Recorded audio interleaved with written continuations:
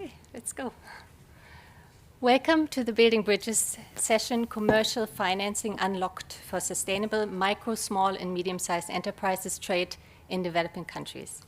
On behalf of the International Trade Center, the joint agency of the United Nations and the World Trade Organization, would like to thank the Building Bridges organizers and their partners to give us the opportunity to highlight this important topic on this platform. Today, we bring you 5 panelists who have indeed each distinguished themselves in finding new ways to overcome challenges of small business financing in developing countries. We go live to Tanzania first, where we have 2 panelists joining us. Wonderful. First, I would like to introduce to you Mr. Joseph Migunda, co-founder and CEO of the Tanzania Association of Professional Business Development Services. The association supports small enterprises and cooperatives in improving their operations and investment decisions and in accessing financing and markets locally, regionally, and internationally. Welcome, Mr. Migunda. Thank you. Also joining us from Tanzania are 2 representatives of the Private Agricultural Sector Support Trust, or PASS Trust, Mr. Adam Kamanda, Director of Business, and you see here, Mr. Hamizi Momi, Business Development Manager. The PASS Trust facilitates access to financial and business development services to stimulate growth in commercial agriculture and related sectors in Tanzania. Here in Geneva, we welcome Mr. Yves Renaud, CEO of Symbiotics, based here in Geneva. Symbiotics, a leading market access platform for impact investing, has been connecting investors to local financial intermediaries, enterprises, and projects in close to 100 countries to date. We are also lucky to have caught our next panelist, Mr. Dominique Collenberg, on one of his rare visits to Europe. He is the founder and CEO of Organic Africa, a leading producer of organic and fair trade produce in Southern Africa. He's based in Zimbabwe. And we have my colleague, Mr. Ian Sayers, Senior Advisor on Access to Finance and Investment at the International Trade Center, who will steer the discussion today. Welcome once again to the distinguished panelists and the audiences here in Geneva and online. You will have heard in other sessions about the need to expand investment for sustainability in developing countries, but there are real constraints that prevent funding getting through to small businesses or young entrepreneurs at scale. This is not a small issue. Development banks have reported that the gap in financing the needs of micro, small, and medium-sized enterprises across Africa, for example, is at least 250 billion per year. Micro, small, and medium-sized enterprises account for at least 80% of productive capacities in developing countries, yet 75% of these businesses cannot access the working capital or investment they need to deliver on new contracts, improve their sustainability, or grow their business. Banks and investors willing to respond to these needs also face challenges of their own. For example, banks are dealing with the regulatory collateral requirements of 125%, as well as high costs related to obtaining quality business documentation and related to necessary visits, onboarding, and monitoring of small businesses often located in distant areas. Investors need to maintain returns and profits when dispersing funds at scale to often very small businesses. At the International Trade Center, we enhance the competitiveness of small businesses, including and especially those run by women and young entrepreneurs, and committed to sustainable trade development. And that's why we're delighted to have this panel of practitioners here today who will share what they are doing to align financing with sustainability. Before I hand over to Ian, please note that the panel will take questions towards the end of the discussion. Thank you. Ian, over to you. Thank you, Sybil. Can we have up our slide, please? Okay, so look, here we have a situation where, just get this on. Here we have a situation where only a small amount of investment funding and financing is getting through to MSMEs. And at the same time, on top of the constraints mentioned just now by Sybil in her introduction, these are preventing thousands of good enterprises in developing countries from actually getting the financing and investment they need to improve the sustainability or growth of their business. Even when some of those enterprises have been working with development projects like ITCs, for example, and others, for several years.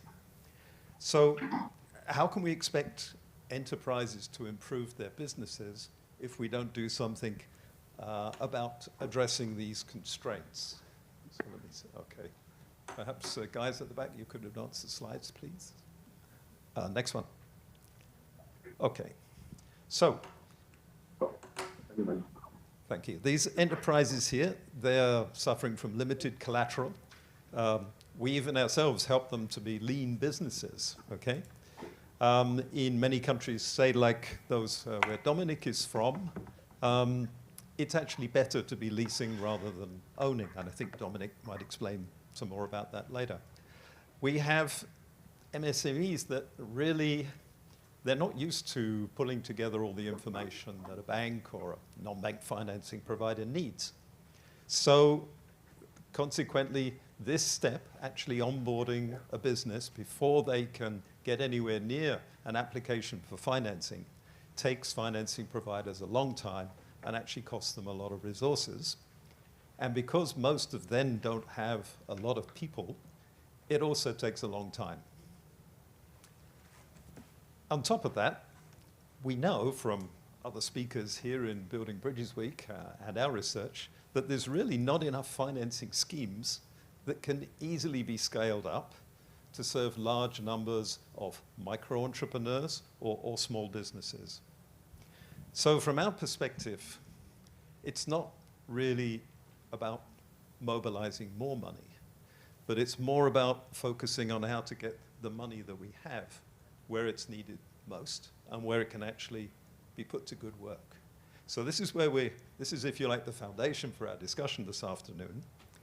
And last year at Building Bridges Week, we in ITC presented a session about a concept, how we thought we could actually solve these issues together with, in collaboration with other development partners and financing providers around the world.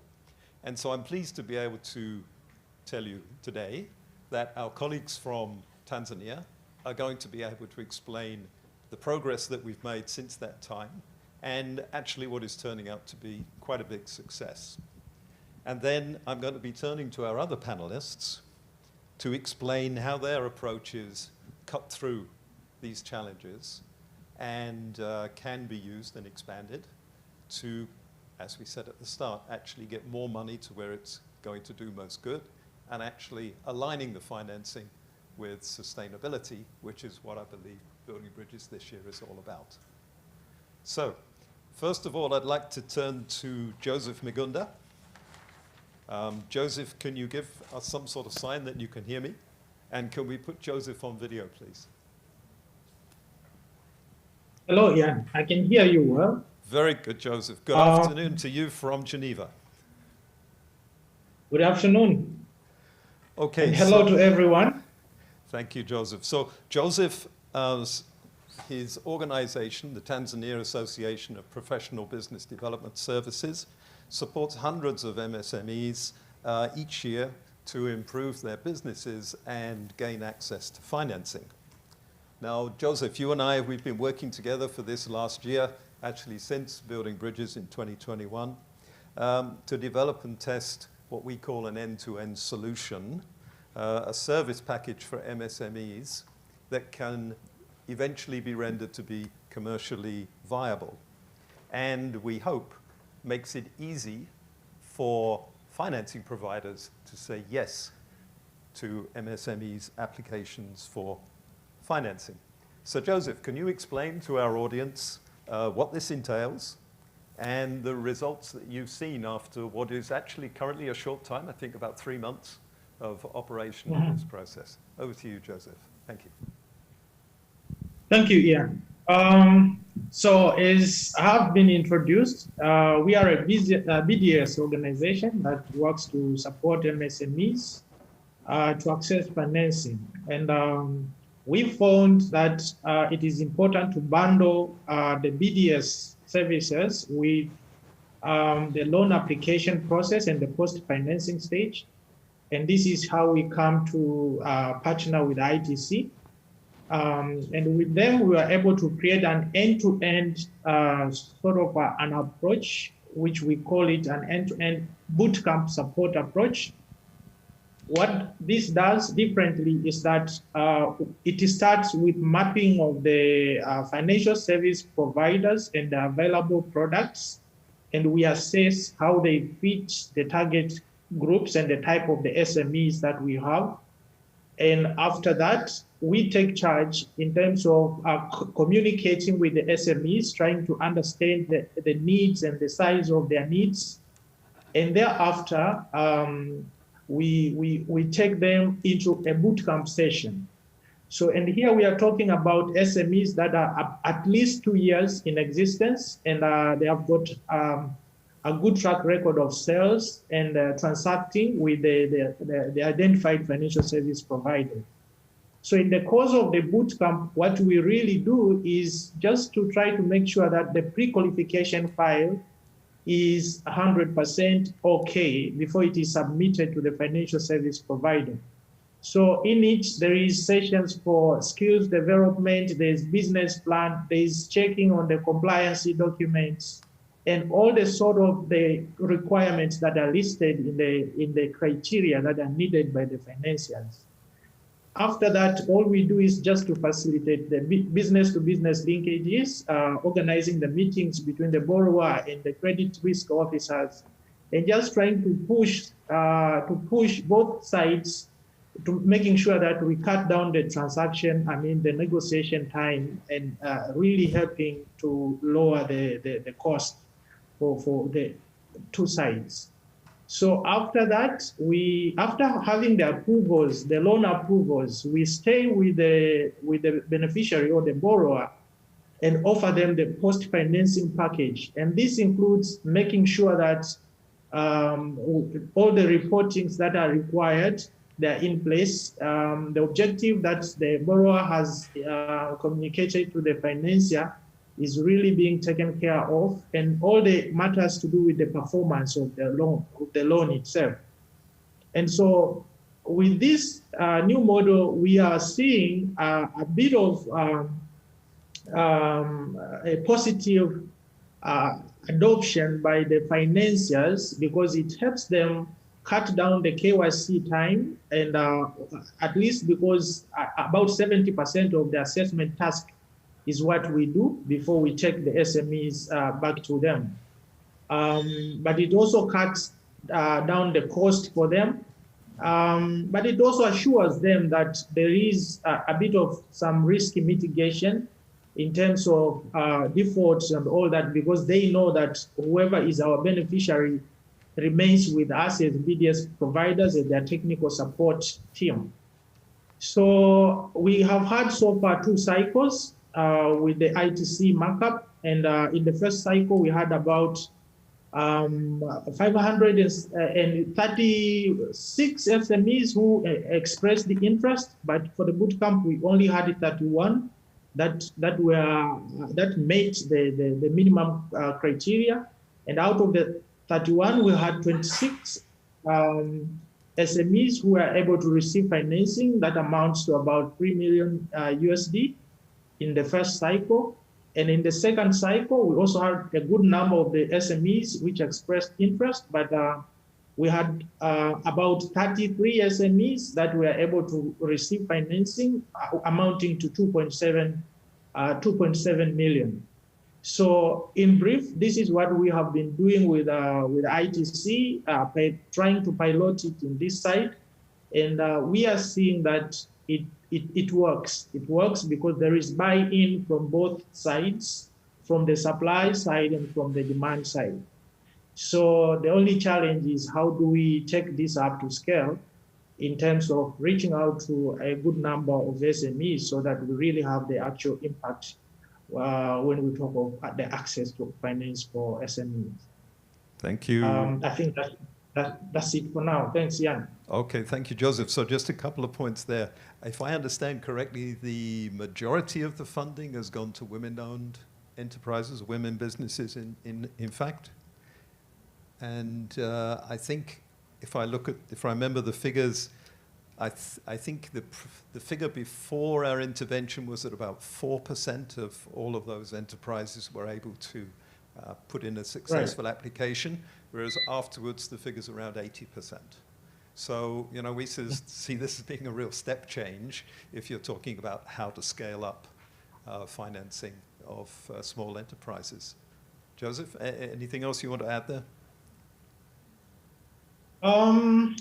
Yeah, so for agri-SMEs, really, there has been an obvious demand in terms of the needs for financing, but still the issues to do with their preparedness needs technical support, and that calls for actors like ourselves, ITC, Past Trust, and the development partners to try to look at how do we support, particularly on the pre-qualification, getting these SMEs ready for financing. That's an area where we have had issues, because from the financing side, all they say is that the need is there, but the ticket sizes are small. Why they are small? It's not just that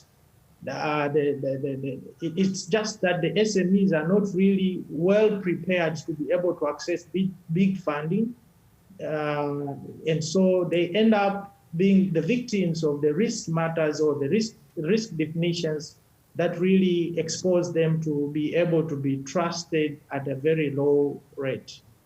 So that is something that I think we can all be thinking around and see how we can move forward together. Yeah, and Joseph, I remember actually that one of the surprises we had when we surveyed all of these enterprises from our projects in each of the 5 countries was, you know, we surveyed them and we actually asked them which financial institution they use for their day-to-day payments and receipts. Yeah? So these are small farmers and processors, rural areas. And we thought, hey, they're all going to be using M-Pesa or Safaricom, something like that. And we were wrong.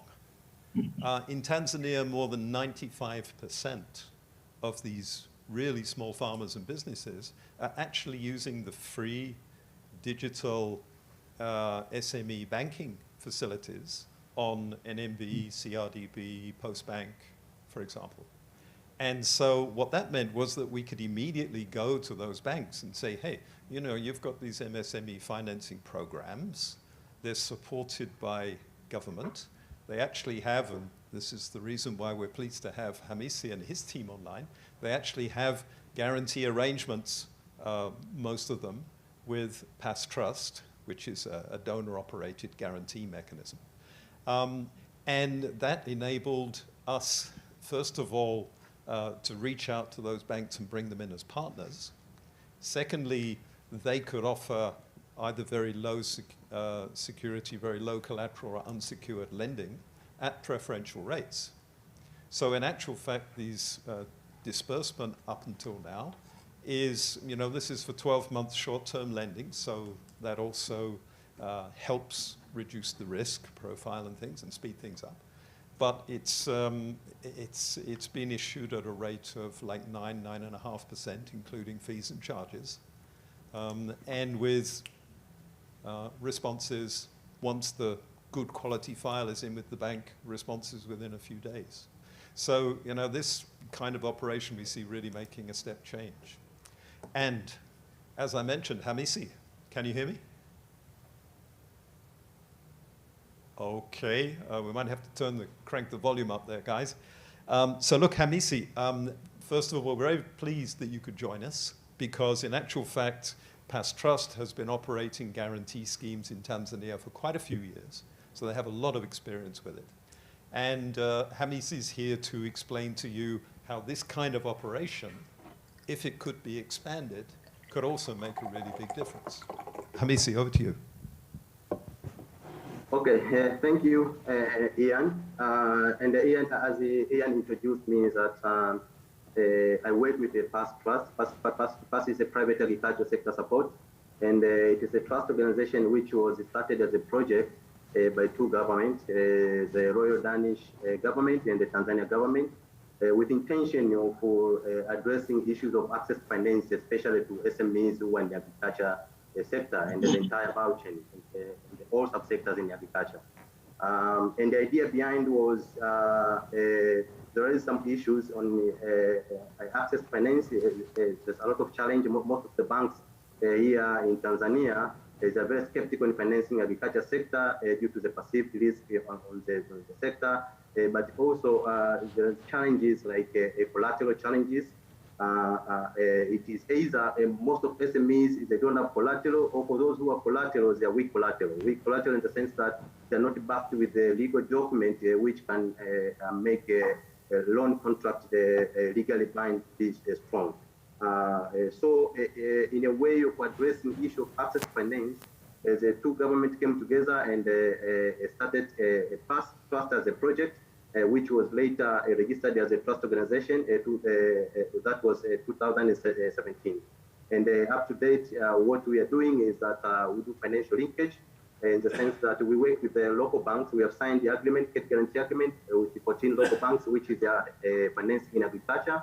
And our biggest work is to ensure that we link all SME agribusiness entrepreneurs when all agriculture subsectors and then the entire value chain to access financing. And maybe by those banks, it's a matter of a client which is a lack collateral and they ask a collateral from us. So we do a kind of portfolio guarantee which enables banks to reach more agribusiness entrepreneurs and ensure that they access financing by having with the collateral adequacy, because collateral is a statutory requirement. As Area introduced that for a borrower in Tanzania to access financing, you must have a collateral with a value of at least 155% of the applied loan amount. But also the bank's credit policy also requires them to take collateral. But also collateral is like a fallback position. In case this clients default, then they will recover their defaulted loan amount from a collateral, which is appraised. So the way we work is a two-way traffic. It might be the banks, they can bring us agribusiness entrepreneurs who are looking for the facility and they have a shortfall of collateral. And so we issue a collateral to them. Or we have a team across the country. We have 6 loan offices across the country, and our team normally visits the agribusiness entrepreneurs. And when they come across with the agribusiness entrepreneurs who are looking for a credit facility, then we link them with a bank to access a credit facility. To date, out of all loans which have been dispersed to agriculture sector, 30% of PASS guarantee in Tanzania. But since we have started 2000 up to date, we have supported the tune of 537 million USD credit facility. All these have been underwritten and awarded by our credit facility. And the current outstanding portfolio we have in our books is a tune of US dollar 123 million with our guarantee fund, which we have received from the Royal Danish government, tune of US dollar 32 million. And later, 2017, Swedish government through SIDA, they come also to join time and support us by signing a legal guarantee agreement. And this has made us to be very strong in issuing the credit guarantee because our nature of guarantee is cash cover, but it's blended with the legal guarantee agreement from Swedish government. And it makes our guarantee facility in the market to be very strong. And this gives banks appetite and moves beyond their risk appetite level in lending to agriculture sector. and having our facility in the market have stimulated most of the banks to have appetite to lend in the agriculture sector. And most of entrepreneurs who before were seems like unbankable population, they currently can access the credit facility using our guarantee facility as a backup and a fallback position to the banks. And as they are, they are required by central bank, the statutory requirement that is the whole facility must be full covered. Okay. Thank you, Ian. Sorry, thank you, Hamisi. Look, would you say that this kind of more closely integrated technical support that we've been testing, would you say that that was really essential, or that it was really a good thing to have to actually reduce risks or have better insight into the profiles of the enterprises that are applying for financing and eventually coming to you in packages of financing for guarantee? Yes, exactly, Ian. The technical support has been very essential for us, and basically we have been working with the ITC for quite some years now, and in order to make these SMEs to be bankable, we sometimes also do kind of the BDS, business development services, where we also need technical support. And we have been receiving it, and it has been proved to be very practical because we have been offering the BDS to both SMEs and the bank officers. With the SMEs, just to make them bankable in areas where we see that they have some issues. Just mentioned two, for example, financial redress, access to market information, good government, because some of them they are in registered groups like a cooperative society. But also using the technical assistance also, we have been also empowering bank officers because another challenge is here, most of the banks which are in the agriculture sector, the capacity of the officers to appraise or to assess the credit facilities in the agriculture sector is sometimes a challenge, where they come up with the wrong financing structures, which also might be a cause of default. Now we are trying to address those challenges by building their capacity through the technical assistance we are also receiving. So yes, yeah. Okay, thank you, Hamisi. Look, so both of you, please stay online because we're going to come back to you in a minute. So look, often we find that investment packages, funds, even the banks are putting up MSME-related financing, but with so many attachments to them about the type of documents that are needed and the way that that money can be used, that it almost becomes impossible for it to be dispersed. So look, our other objective here with this kind of test and activity was actually to see if once the framework has been set up, say guarantor, financing provider, on the ground technical assistance, business development services, if that process could be commercially viable. So now, Joseph, I think you're still there. Joseph and his team have been capturing the cost impacts. And of course, there's a funded project needed to get the thing set up. But once it's running, Joseph, I think you've been able to establish that you're within the 3% of 3% of financing cost of actually the activity, right? Yeah. So our rates, our support rate is not more than 3%. 3%, as you just said. Yeah. This is we find this to be a very standard because we also had a comparison with other actors, and we saw that that's the rate that most of the SMEs can be able to afford our support. Okay, thank you. And another point I'd like to make is, organizations like ours, we spend actually a lot of time and funds working with these enterprises. And when we look at what we've done in the past, we accumulate almost all the information that's required. And when the enterprises work with us, they get almost everything done. So actually what we're talking about here is just taking them a little bit further so that they really have documents at the end of it, a file at the end of it, which is exactly what a financing provider is looking for.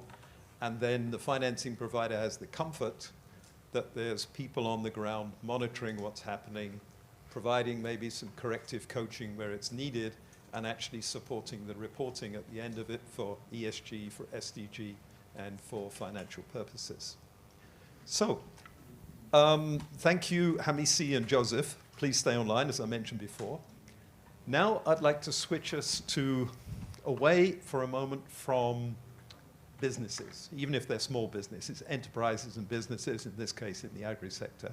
And I'd like to put the attention here on Mr. Yvan Renaud, who is CEO of Symbiotics in Geneva. So thank you for coming today, Yvan. Now, if I just give you the little step-up introduction. So Symbiotics, it's a global impact investing firm managing billions, yeah, and delivering innovative investment products that can work even for the smallest producers in the countries where we work, in developing countries. So, Ivan, you've been pioneering some things called impact bonds. Perhaps you could explain to our audience. Yes, thanks very much, Ian, for the introduction. So I'll try to explain you in a nutshell what we do. To start with, I think all types of efforts that are made to try to enhance financing access to MSMEs is really, really important. There are all sorts of things that can be done. Our approach as Symbiotics is kind of twofold. We really believe volume of what we send to developing markets is really very important. So we think of volume and outreach as a very important vector of contributing to MSME financing. And we use local financing partners. And I mean, anything that I have heard before from Joseph and Hamisi sounds very familiar to me. I mean, we work with local financing partners, microfinance institutions, SME banks, leasing institutions actually, to deliver the financing to the end borrowers that are the MSMEs. Since 2020, we've started an initiative that is green and social bonds, according to the green bond principle of the International Capital Market Association. So I'll try to walk you through how it works. It's really, we have a bond platform, which is just an investment vehicle in Luxembourg. With that bond platform, we do financing to microfinance institutions, banks, other of, I would say, $5 to $50 million, 3 to 5 years, mostly unsecured funding. For us, it's important to set the standard somehow, to say, if we go unsecured, please take some risk as a local financial institution with your own borrowers, because evidently it's quite difficult in terms of collateral for the end borrowers to provide what's necessary for the local institutions. So for us, it's important to give the example. We go unsecured mostly. The borrower selection, our borrowers, remember, are the financial institutions. They are the ones providing the funding ultimately. The borrower selection is absolutely key in what we do. Those borrowers, those financial institutions, they have to have a strong mission. They have to have strong governance, shareholding structure, management, board of directors. They have to really be active in the MSME finance sector and willing to do that a lot. I mean, what I've heard, again, was very familiar in that regard. And some markets are easier than others, some regions maybe in the world. And they have to be able, actually, to prove what they do, to report on what they do in terms of MSME financing. And they have to show that they have client relationship, client protection mechanism with their own borrowers. All of this is extremely important. Ultimately, their own MSMEs, the ones they finance. So remember, we do a bond, 5 million, 10 million. It goes to this financial institution, the one finance small enterprises or micro enterprises. It can be micro enterprises, which would be more like financial inclusion. Usually it's totally unsecured lending. It's easier, it's very different from what we heard before and probably easier to handle for a financial institution. but it can also be SME banks, and those SME banks would ask for collateral. Now, being very clear, the work done by ITC and their partners on the ground is extremely important. We always talk about the missing middle. A missing middle is not just about numbers. There is a large scope, I would say, of MSMEs on the ground that need a bit more than the type of unsecured lending you could do, that don't have necessarily all the collateral, and that really don't have all the formalities in mind, and all that is being done on the ground in that regard is extremely important. Yet, for me, another thing that is important from the financial institutions is really the assessment of the repayment capacity, the underwriting. We do want to work with financial institutions that strike the right balance between conservatism and risk. They have to take risk, otherwise they don't do what we want them to do, which is to finance people that have limited collateral. It doesn't work at all if they don't take the risk, but they don't have to take too many risks, because if they take too many risks, the first person they bothered are actually the borrowers, not the end borrowers, not ourselves. So that's the way we see how it works. So again, we have the financing, and the only thing that is missing in what I'm saying is where the money comes from. Money comes from institutional investors in developed markets. It comes from pension funds. We work with pension funds here in Switzerland. It comes from asset managers. It comes from DFIs as well, that we heard about DFIs before. But money really comes from these people. Our goal is really to bridge between institutional investors and real economy in developing markets, because it's what matters in the end, and it's the way we'll all achieve growth together. I would still want to add a little point, maybe an example of a bond that we did maybe just to give a bit more flavor to that. I chose actually the Samunati Green Bond. Samunati is a microfinance institution localized in India, and it's specialized in financing smallholders farmers that don't have actually access to financing otherwise speaking. We did 5 million, 3 years. It was a green bond. That green bond actually received an award from the SME Finance Forum. I'm not trying to say that because I want to brag about that. It's just it kind of legitimates what we do, and we're quite happy about it. Why Samunati? Why not another one? They have an extremely clear mission. Retain the name Samunati, go to their website. It's just very clear what they want to do. They want to cater to underserved smallholders farmers with financing, actually also with support to trade. So they click all the important points that we want. They have a strong governance, both local entrepreneurs and impact investors like us, but in the shareholding structure. So they kind of click all the dots that we need. They're regulated, and we believe in them being a sound and strong provider of financing to these MSMEs, taking the appropriate risk. The use of proceeds in this green bond, it was just actually it's climate smart farming, climate smart inputs, crops that amounted for the 5 million.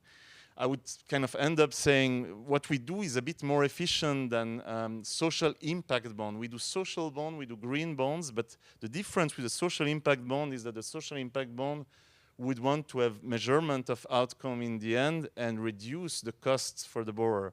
We don't do that. You may say why? Because it's an excellent reason. It's an excellent thing to do.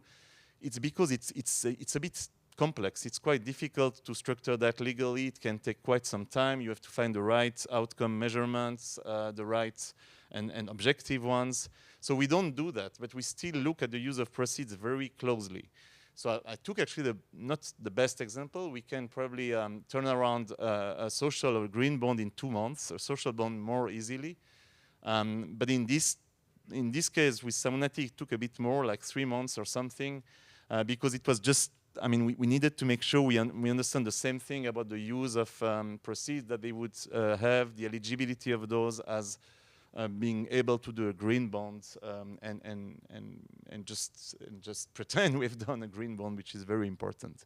So this is all about what we do. It's very different. It's outreach, large volumes.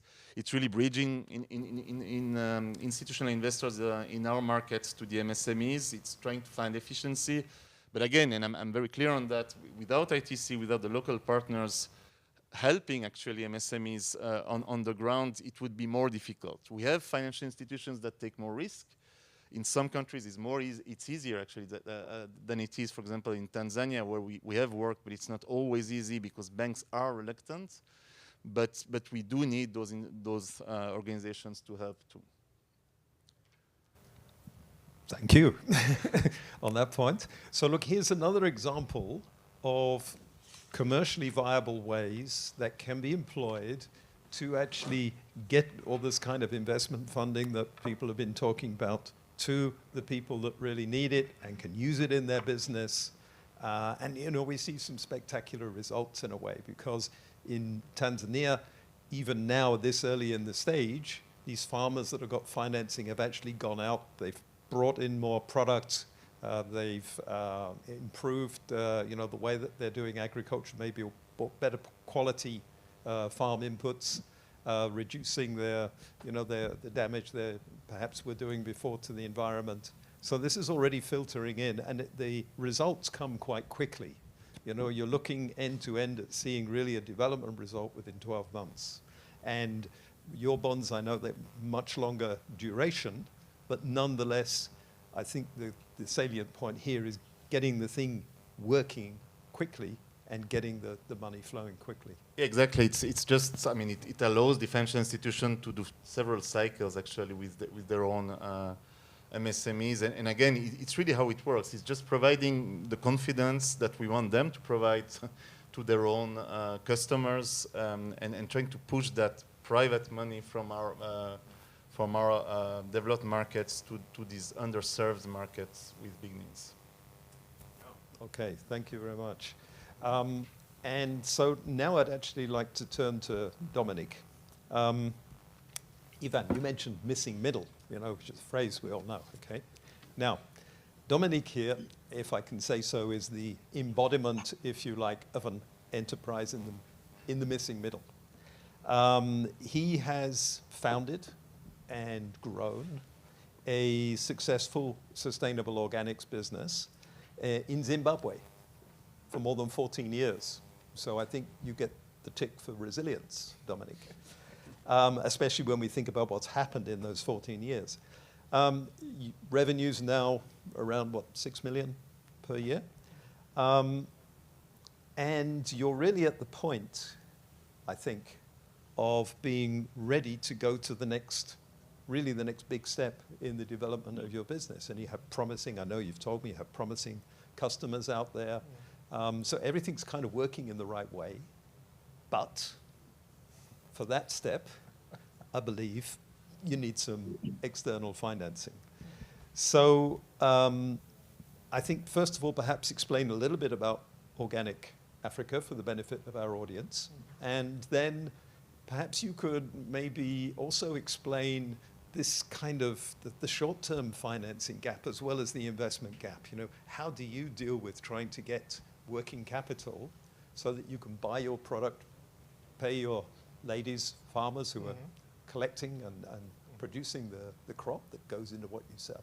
How do you manage bridging that gap between getting somebody to pay you and you having to pay your suppliers? Yeah. Thank you. Yeah, thanks, Ian. Appreciate it. Yeah, purposeful, sustainable companies are rare in Southern Africa, and we wanted to set an example, a proof of concept, so to say. So in 2007, we started Organic Africa as an impact investment and concentrated on fighting poverty and, of course, securing social and environmental sustainability. The intention was to set an example for a purposeful, sustainable company. And then 7 years later, 2014, we realized example was set, proof of concept was there, and then we started to grow.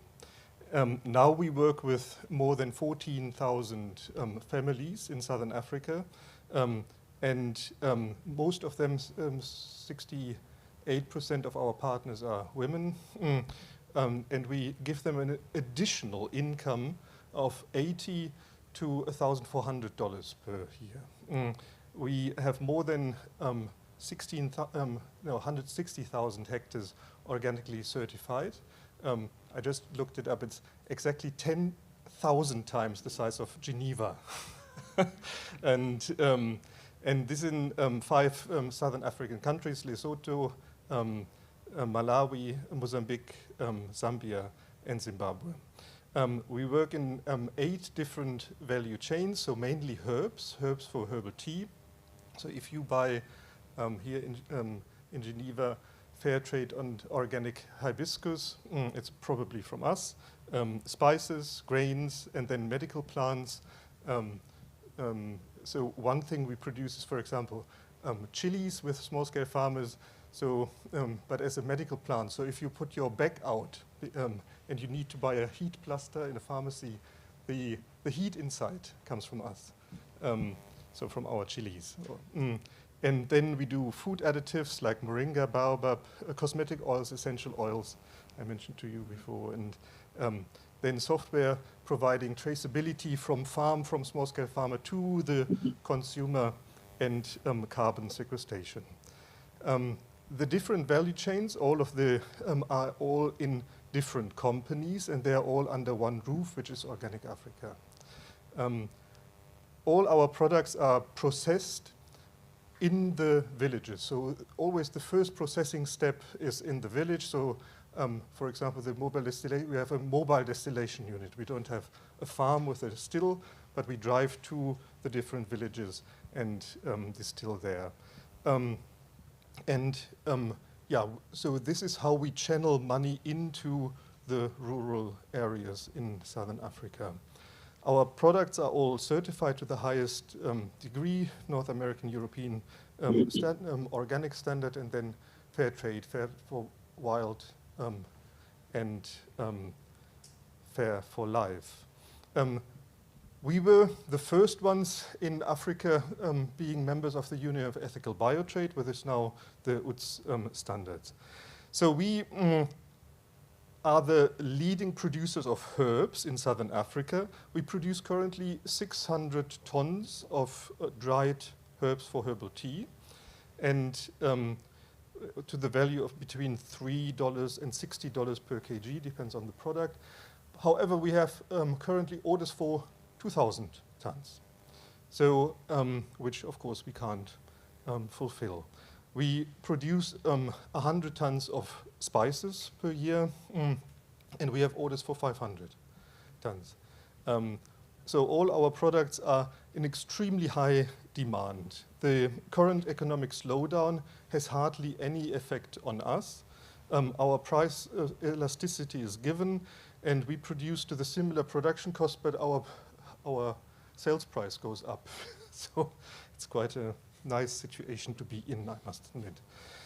Our customers are mainly large-scale food processing companies, mainly family-owned, but then for food and beverage, we work as well with bigger customers like Unilever in tea or Coca-Cola food additives. So when you buy a Coca-Cola product with baobab inside, like innocent smoothies or whatever, the baobab comes from us.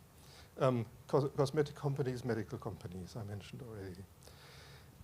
So we need, all of these customers need us for their supply chain, because there is no one else who can produce this in Southern Africa. And as the barriers to entry for others are extremely high. They need to have certified land, they need to train farmers, they need to have training organizations, training facilities, they need to be equipped, and of course, particularly they need to be certified, production standards need to be met, and the processing standards need to be met.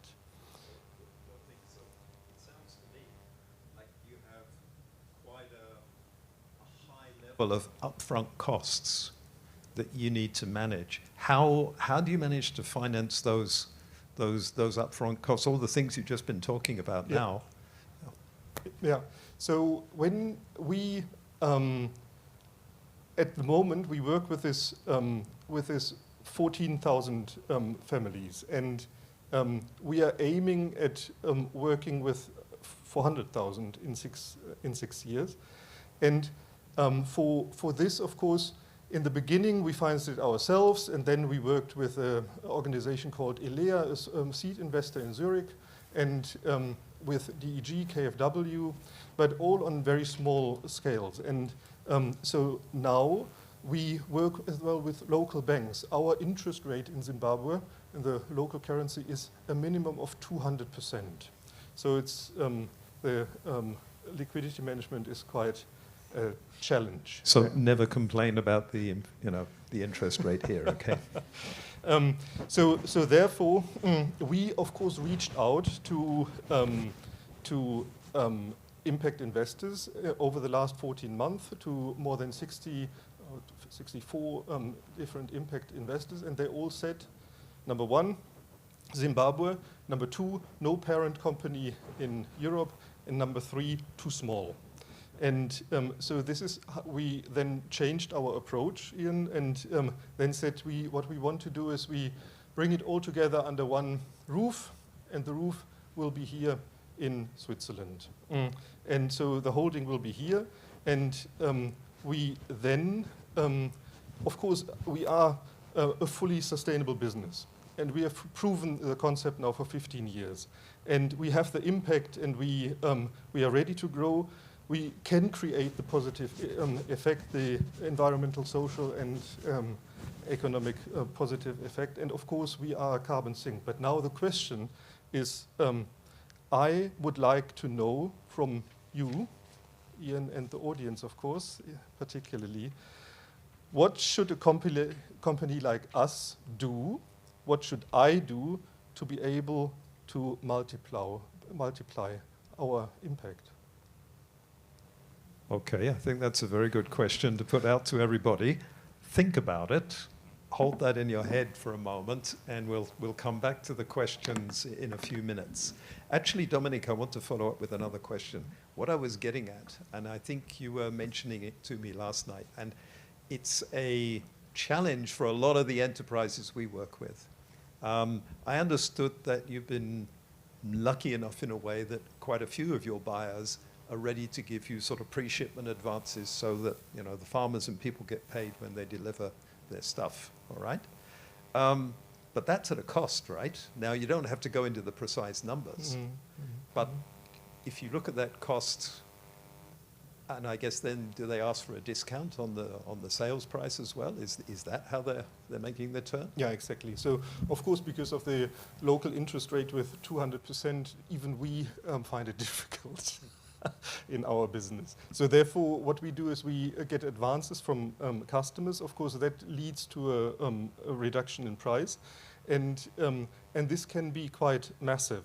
It's not always so easy to put the exact dollar figure there, but it can be a high, definitely a double-digit figure in discount. And this then, of course, is expensive to us, and there is no other means for us in Zimbabwe to access finance. And my thing is, of course, I mean, I'm here now in Geneva, but I'm here just by accident. I'm in Zimbabwe 340 days the year. And so therefore, for me to finance, of course, my customers are the immediate partners. Yeah. So, but for me to find other partners in finance is a tricky business. Yeah. Okay. And just to give you an idea what this means in real terms, for the average enterprises that we work with, say they're whatever they're selling. Say they're selling some of the ITC's ethical fashion, handloom products, and textiles that some of you might have seen on sale across Geneva and in other parts of the world. Their buyers might say to them, "Well, it's okay. We'll advance you 50% of the sales price over 90 days, 120 days. Let's say 90 days, but we want a 15% discount." Yeah, or some of them 20%. I'm hearing here more. I said that's the margin. Right. Okay. Well, first of all, it's the margin. But hey, if any of you have mathematical brains and you work out what 15% is for 90 days over a year, you will find that you're getting up to more than 50% in an annual interest rate. But where's the alternative? So what we're saying here is that there are alternatives, and those alternatives really need to be scaled up. Otherwise, the whole kind of development thing just gets blocked. You know, it works while you have a project, it works while you're giving grants, other things that we do, but when that stops, you know, how does the enterprise actually continue? I see we have a couple of entrepreneurs in the, Rupert, I know you have to go quickly. Does that mirror your experience? Thanks, Ian. Yeah, actually, well, I'm the founder and CEO of Inclusive Trade, which is an online marketplace and a verifying platform for MSMEs. And we have a number of small and micro businesses from around the world that sell on our platform and connect with businesses as well for corporate procurement. And one of the key issues, really, as we mentioned, that's why I'm here today, is actually to understand what kind of financing options there are. Because it comes to a point where we cannot support every small micro business that works with us because we just don't have that kind of capacity ourselves to be able to, you know, we're not a financing institution. But of course, we're a sales institution, we're a business, and we want to support all the MSMEs. But one of the key issues is not being able to get finance upfront. And not being able to get finance upfront is one of the key stumbling blocks to being able to develop small businesses, because who's going to forward the finance? At, as you said, I mean, 15% is not okay, and as you said, it's the margin. 20% is a margin, you know, and already that's squeezed down to 10% often. So where is that 15% going to come from? So I think for us, one of the key challenges is, in fact, being able to scale up ourselves. If our MSMEs can't scale up, we can't scale up. So I think it's a really big problem in the whole SDG planet. Thanks. Thank you, Rupert. Okay, thank you very much for that. Now, I'd like to turn to our panelists, actually, because, Rupert, you mentioned, you know, the current economic situation. We know it's getting tighter for us.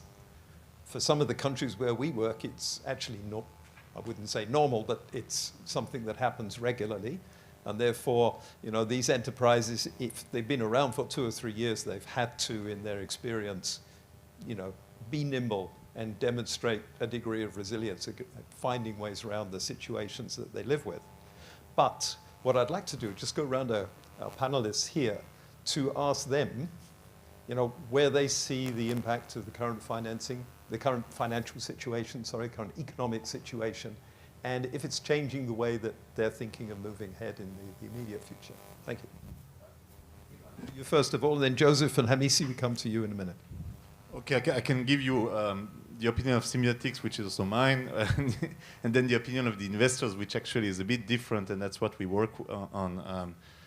We believe that we kind of passing on our own fears as developed countries to countries that have been actually used to economic shocks, used to inflation, used to difficulties, and much better than us at adapting for years and years and decades. For us, it's new again. It's been 30 years maybe without inflation, maybe more in Switzerland. So we think, wow, that must be terrible. Many other things are terrible right now for developing countries. But I mean, we work in India, we work in many other countries. We surveyed actually 15 countries in which we work, talking to people and borrowers as well. And yes, it's more difficult. Of course, yes, prices go up.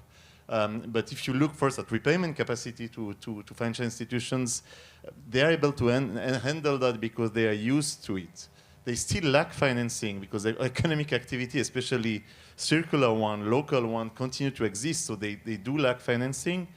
And then, so that the good news is that we are very confident. And then on the other side, it is difficult to, in terms of risk perception from the investors. Some of you may have been here from Monday. The speeches from some people may look, wow, a bit negative, and our role is to try to convince that the risk hasn't changed at all. And I'm not inventing that. We're looking at financial institutions we work with. They get the same portfolio at risk as they had before, so it's very low actually, and it does work well for the moment at least. What could be a danger is if the financing from our investors dries up.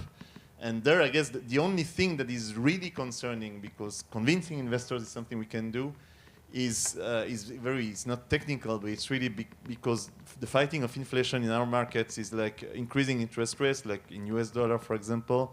That doesn't always follow in countries where we work for several reasons, and the return aspect may become a little bit difficult. But in the end, I think people will understand. In the end, growth comes from developing markets, whether we want it or not. This is where creativity, this is where growth will come from, not from our markets.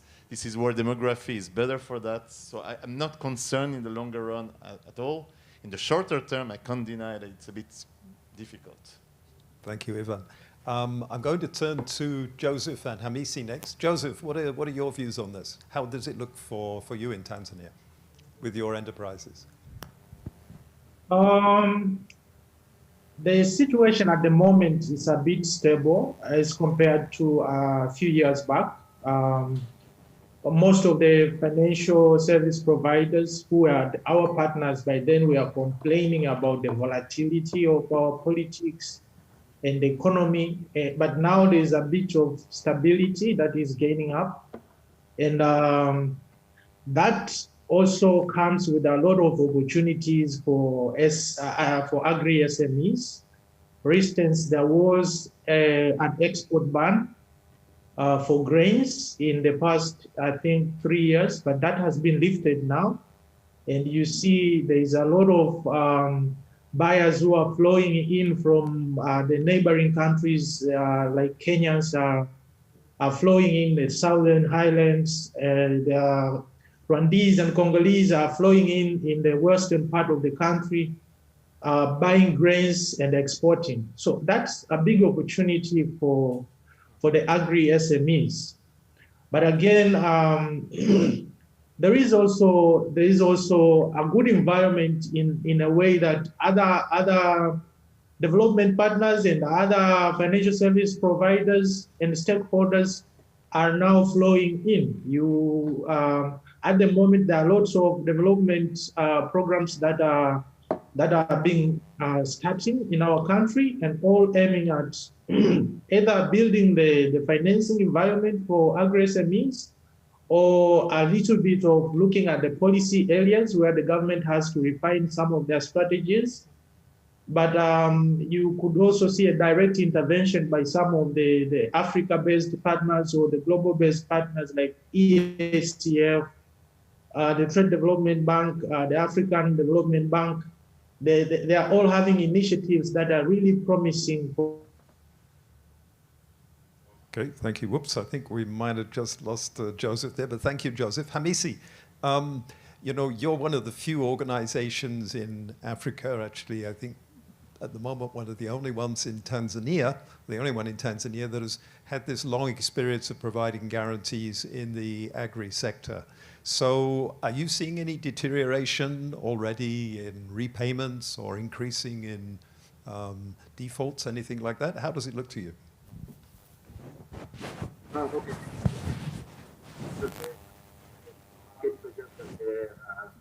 Oh, hang on a minute, Hamisi. Can you get a bit closer to your microphone somehow? Do you hear me? Yeah, it's better, but yeah, closer is better. Sorry. It's better now? Go ahead. Oh. Huh?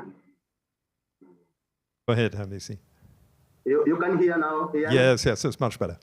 Oh, okay, yeah. So I was saying that just as Joseph said, because we are in the same market of recently, there's been a lot of improvement here in terms of economic situation. We can see a lot of economic variables have been positively changing. Also, politics. We passed through some political turbulences in the previous political regimes, but we can still now the political environment has been stabilized. So, and we see a lot of initiatives from the government which makes a good investment climate, especially in the agri space. Yes, there is an opportunity now for a lot of agribusiness entrepreneurs, and we see that now also for the Fast Trust is also an opportunity to continue supporting a lot of agribusiness entrepreneurs. And along with that also, we have been also introducing a lot of initiatives, like we introduced the lease company after realizing that most of the local banks here in Tanzania, the appetite to go for the long-term financing is relatively very low because of the issues of maturity mismatch, the sources of funding, the sources of the fund and the finances. They cannot go for the long-term financing. So we have introduced a leasing company just to capture that segment of the finance need. And also we see even the default rates are getting down. For the past 2 years, we have a big default rates. We had ourselves a lot of provisioning in our books, and we have paid claims because at the end of the day,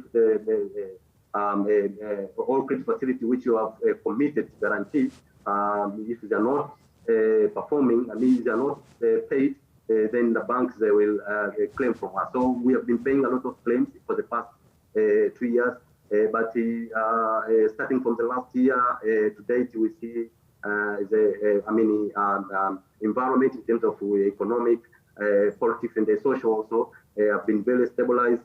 For example, up to June this year, is a credit growth in Tanzania. It's on average of 15%. This has never happened for the past 5 years. It means that more banks are dishing out a lot of money in the market. And this also shows that a lot of economic variables have been stabilized. And also in effort also to address the issues of the youth and the women, even past also we introduced the agribusiness innovation centers where we have incubation centers and the youth are staying there for 12 months.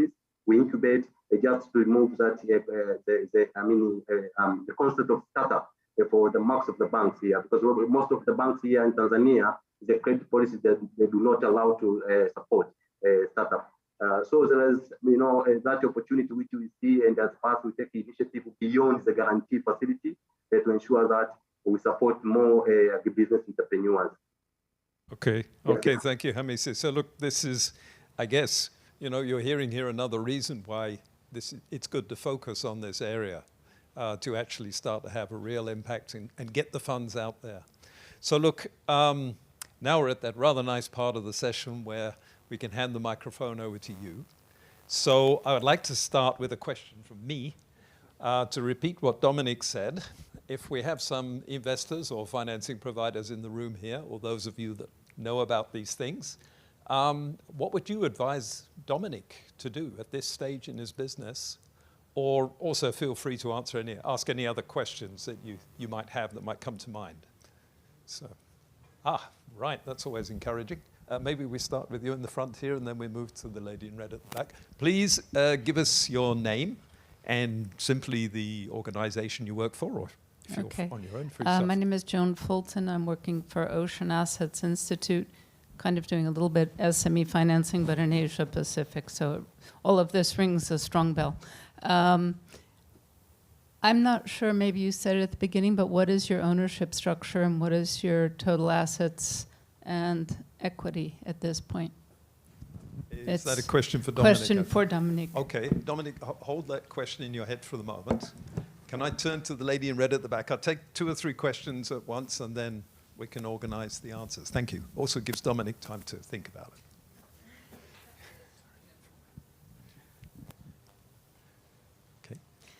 Hello, my name is Ursula Nitschke. I work for Inox Capital. So we are actually providing financing to SMEs in developing markets. So I think, if you try to get financing, I'll probably maybe give free, let's say, humble advices.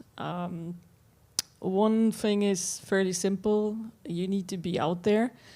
While you were talking, I actually tried to Google you on LinkedIn, and I couldn't find a profile of yours. So this is something very simple to do, but it's important because these are platforms what are used by a lot of people.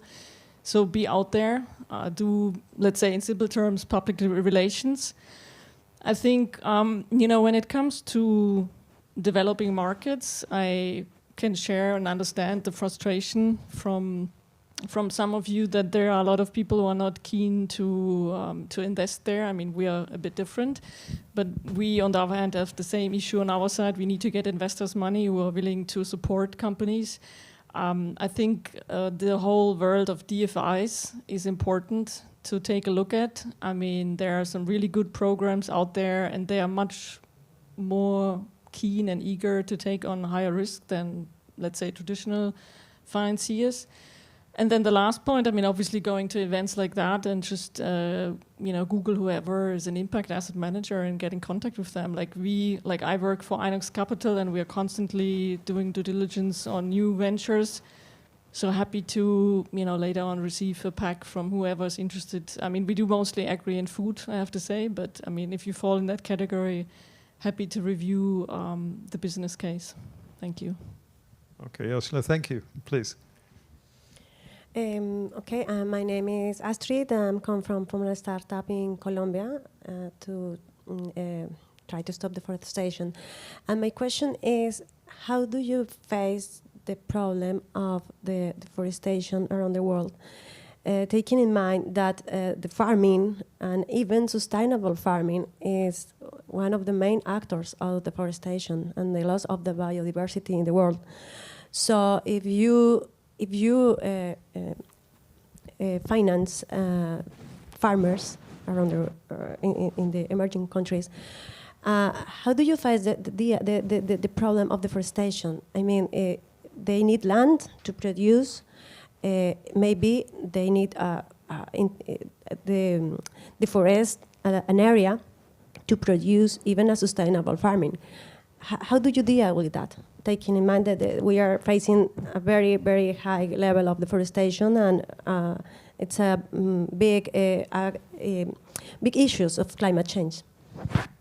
Okay, Astrid, thank you. That's a very good point. In our own organization, we actually have joined together with other organizations that are looking at reforestation, regenerating natural habitat, for example, in Ghana, in the cocoa sector.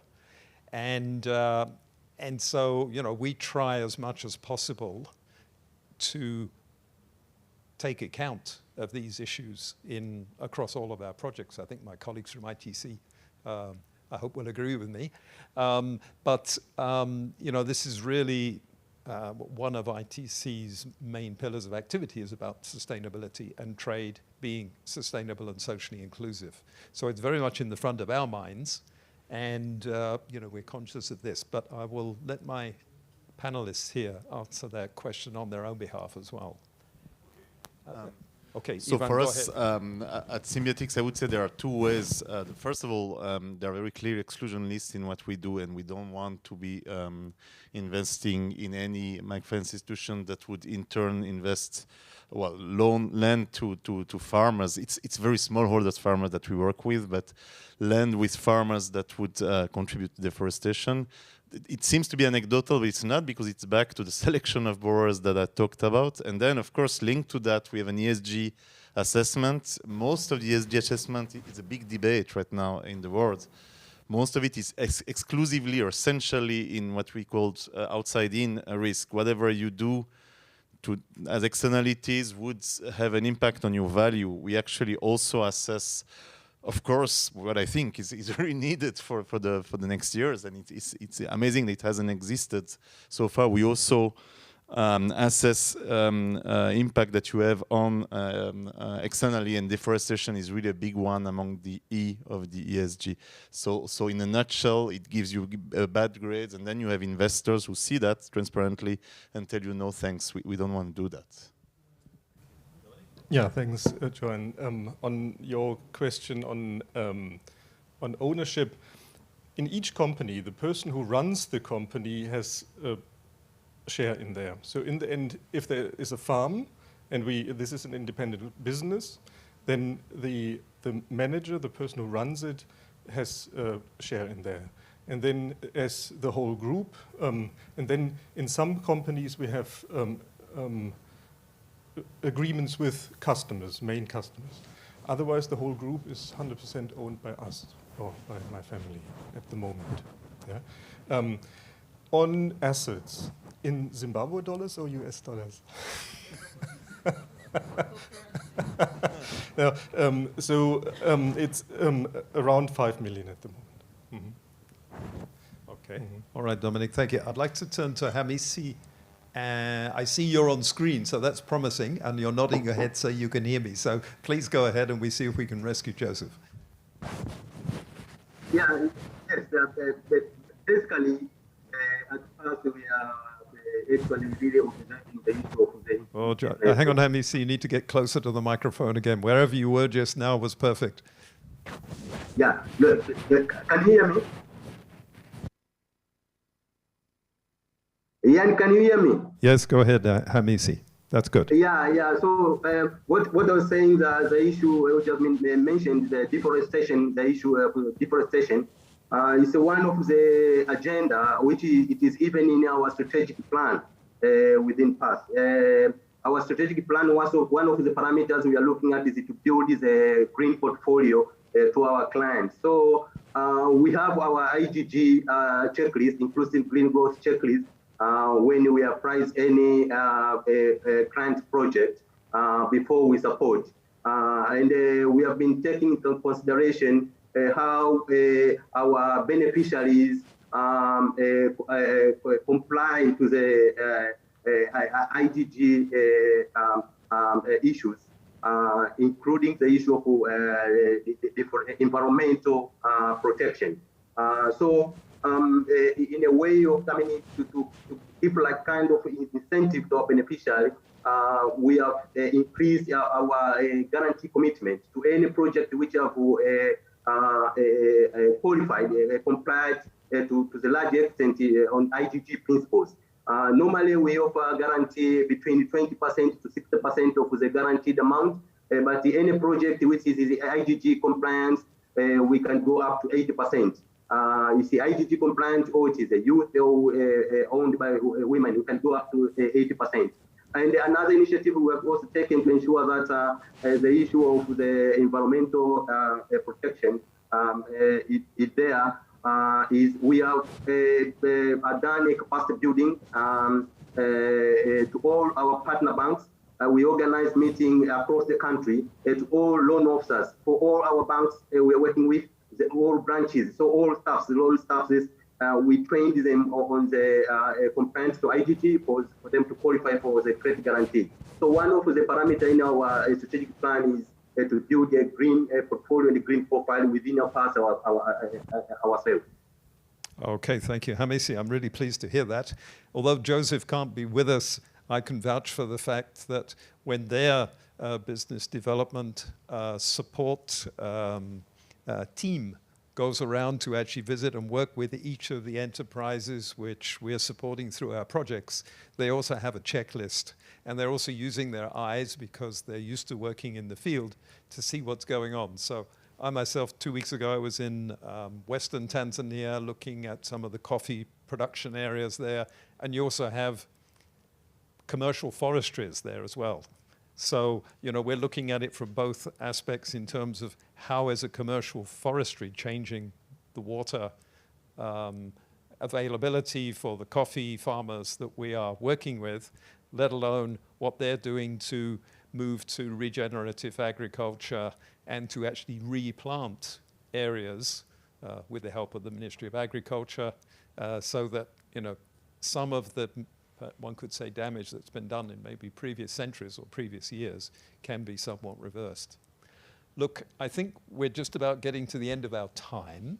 Sorry. Joseph, you're back. Joseph, in 1 minute, can you answer the last question there? You have 1 minute. Go ahead. Sorry. Okay. So I would love to thank ITC for bringing us on the picture in this discussion, and I would want to encourage more partners who would be interested to work with us in making sure that we bundle the business support services with so many other supports that needs to go to the agri SMEs, so they take advantage of the existing opportunities from the financiers. Surely the demand is still big in a country like ours, because as we speak, we only have less than 7% of our SMEs who are able to access financing. But yet we still have 70% of our population involved in agriculture. That tells you the scale of how we need financing to make sure that we have a huge impact in terms of how we support the actual agriculture transformation in our country. So from a BDS perspective, we are open and ready to have the partners on board, the likes of ITC and everybody else. Thank you so much, Ian. Thank you, Joseph. Thanks for those wonderful final words. And so really, it sort of comes down to money, but when we're talking about funding, what we can say with this approach is that there is a really high multiplier that you're getting. So if you're putting $1 into a guarantee, if you're putting $1 into a project that's working like this, you're at least getting $12 of impact, and we can measure that. So please, as you leave, think carefully about what you would do in this kind of situation and how you can help us expand this impact in, as we show, a commercially viable way. So I'd like to thank our panelists, both here and in Tanzania. I would like to, of course, thank the tech team in the back there and the Building Bridges Week organizing team for helping us produce this event for you. And it remains for me right now just to announce to you that the next event in this room is going to be called Regenerative Finance, Web3 for Climate Action. Okay? So if you want to participate in that, please come here for 4 o'clock, 6 o'clock. So ladies and gentlemen, distinguished guests, panelists, thank you very much indeed.